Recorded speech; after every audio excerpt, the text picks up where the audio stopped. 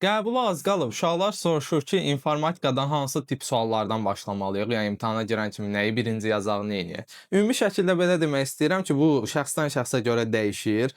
Əgər ki, siz alqoritm və proqramı rahat qura bilirsinizsə, yəni kod rahat yaza bilirsinizsə, yəni ətraflı sualları bir dəfə oxuyan kimi həllini yaza bilirsinizsə, mən məsləhətim olar ki, imtahana girən kimi birinci 28, 29, 30-cu sualları yazasınız, həll edəsiniz. Sonra qayıdasınız əvvəldən digər suallara baxa-baxa gəlməyə.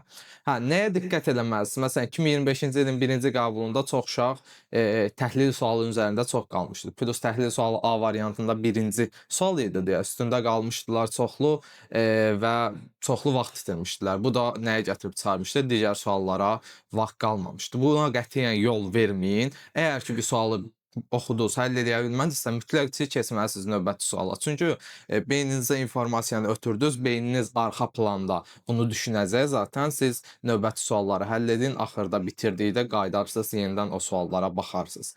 Qətiyyən heç bir suala atmırıq. Çünki blok imtahanında informatikadan 1-dən 22-yə kimi olan suallarda ki, etdiyiniz səhvlər bir səhv 0,25 bal aparır. 23-dən sonra 23-23-dən sonra bu yoxdur. Bu belə.